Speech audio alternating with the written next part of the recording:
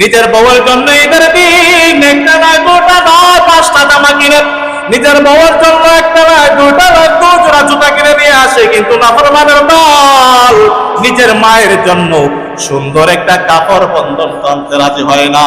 নিজের বউয়ের জন্য নাফরমানের দল ঘরে বসে বসে লুকে লুকে আখের আইনা দেয়, কবর আইনা দেয়।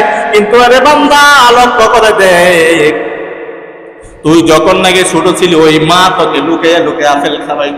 তুই যখন ছোট ছিল ওই মা তোর লুকে লুকে একটা সিদ্ধ ডিম তোকে দিয়ে দিত। তুই বান্দা যখন নাকি ছোট ছিলি ওই মার সাথে যখন ঘুমাস, যখন পেশাব করে দেশ মা তোকে বাম পাশে নিয়ে যায়, যখন পেশাব করে দেশ বাম পাশ থেকে মা তোর বুকের মধ্যে নিয়ে যায়, যখন পেশাব করে দেশ মা থেকে জড়ায় ধরে শুয়ে থাকে। রে বান্দা আজকে কেমনি রে ওই মা বাবার সাথে খারাপ আচরণ করস?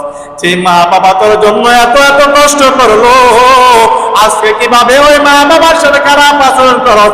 আজকে নাফরমানের দল নিজের মা বাবাকে ভাত খাওয়াইতে চায় না। নাফরমানের দল চিন্তা করে 1 মাস আমার মাকে খাওয়াবো, আর 1 মাস আমার ভাইয়ে খাওয়াবে। কিন্তু নাফরমানের দল একবার চিন্তা করা উচিত, তোর মা তো কোনোদিন তোকে বলে না আমার সন্তানকে আমি 1 মাস ভাত খাওয়াবো, কোনোদিন বলে না আমার সন্তানকে আমি 1টা বছর লালন পালন করব।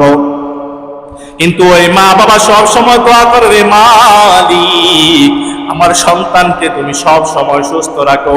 যে পরিমাণ তুই তোর মা বাবারে কষ্ট দে, কষ্ট পাওয়ার পর ওই মা কখনো তোর জন্য বদদোয়া করে না। ওই মা তুই দুটা তুলে দাঁড়াবে, মালিক আমার সন্তান বোঝে না, আমার সন্তান বোঝে নাই, আমার সন্তান না বুঝে আমি মাকে কষ্ট দেয়। ওগো রব্বুল আলামিন আমার সন্তানকে হেদায়েত দেন, আমার সন্তানকে তুমি মাফ করে